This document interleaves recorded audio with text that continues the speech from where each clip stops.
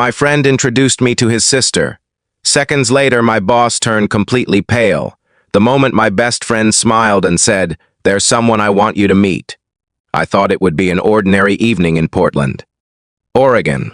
I never imagined that within seconds, my boss would walk through the restaurant doors, freeze in place, and turn so pale that every conversation around us seemed to disappear. In that instant, I realized the past I had spent years trying to outrun had somehow found me again.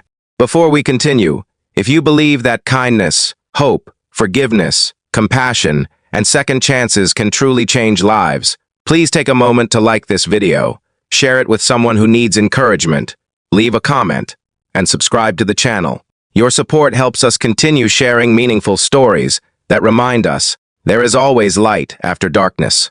My name is Nathan, and for most of my life I believed hard work could fix almost anything. I grew up in a small town in Montana, where my father repaired farm equipment and my mother volunteered at our church every weekend. They taught me that honesty mattered more than success, but life has a way of testing beliefs you once thought were unshakable. After college, I accepted an accounting position at a growing construction company in Portland. The pay wasn't extraordinary, but it gave me stability after years of uncertainty. My supervisor, Victor, was demanding, distant, and impossible to read. He rarely smiled, never shared personal stories, and expected perfection from everyone around him.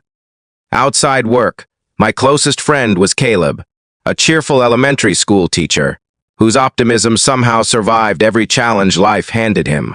One Friday evening, he invited me to dinner, insisting there was someone special he wanted me to meet. I assumed he was trying to play matchmaker, something he had unsuccessfully attempted several times before. When I arrived at the restaurant overlooking the Willamette River, Caleb introduced me to his younger sister, Grace. She was warm without pretending, thoughtful without trying to impress anyone, and possessed the kind of quiet confidence that immediately put people at ease. We laughed about childhood memories, embarrassing family traditions, and our shared love of old bookstores. For the first time in years, I forgot about deadlines, spreadsheets, and office politics. Then, everything changed. The restaurant entrance opened, and Victor stepped inside with another executive from our company. He looked across the room casually until his eyes landed on Grace. Every trace of color vanished from his face. His confident posture collapsed into stunned silence before he turned around, as if he wanted to leave immediately. Grace stared back with the same disbelief, though hers quickly softened into sadness instead of fear. Caleb looked confused, while I could barely understand what I was witnessing. The truth emerged slowly over the next several days. Years earlier, before Victor became an executive, he had been engaged to Grace's older sister, Rebecca. They had planned a future together until a tragic highway accident claimed Rebecca's life just weeks before their wedding.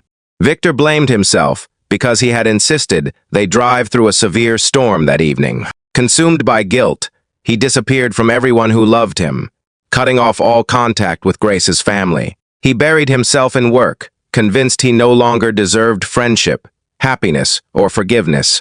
Learning that story changed everything I thought I knew about the cold, intimidating man who managed our office. I began noticing details I had ignored before. The long nights he spent helping struggling employees without taking credit. The anonymous donations to coworkers facing medical emergencies. The quiet way he always made sure others succeeded, while refusing to celebrate his own accomplishments. He had been trying to repay a debt that could never truly be repaid. A week later, Grace asked if I would accompany her to visit Victor. She wasn't carrying anger anymore. She was carrying years of unanswered questions. When they finally sat across from one another, neither of them tried to erase the past. Instead, they acknowledged it. Victor admitted he had allowed guilt to become a prison, believing Rebecca's family could never forgive him. Grace gently explained that her sister had loved him deeply and would never have wanted him to spend the rest of his life punishing himself. Sometimes healing doesn't arrive through dramatic miracles. Sometimes it begins with one honest conversation that both people have feared for years. Watching that burden slowly lift from Victor changed me as well. I realized how many people silently carry regrets that no one else can see. We often mistake quiet sorrow for coldness, and assume distance means someone doesn't care, when the truth may be that they're simply afraid to face their own pain. Over the following months, Victor became more approachable. Our workplace grew warmer, and Grace eventually became one of my closest friends. Friendship gradually turned into love, built not on perfect circumstances, but on honesty, patience, and shared faith that broken hearts can heal. If this story has touched your heart so far, please take a moment to like the video, subscribe, and share it with someone who could use a reminder that forgiveness can open doors that fear keeps closed. Before this story comes to an end, we'd love to hear from you. Please leave a comment and tell us this. Have you ever forgiven someone or been forgiven in a way that changed your life forever? Your story might encourage someone reading the comments today. A year later, Grace and I stood in the same riverside restaurant where everything had begun. This time, there were no haunted expressions, no hidden pain, only grateful smiles. Caleb teased us as always, while Victor quietly handed me a small envelope. Inside was a photograph of Rebecca smiling beside him years before, with a handwritten note on the back that simply read, "Thank you for reminding me that hope is stronger than regret." I still keep that note in my desk today because whenever life becomes difficult, it reminds me that the bravest thing a person can do isn't pretending the past never happened. It's choosing to believe that compassion, faith, and forgiveness can write a better ending than pain ever could.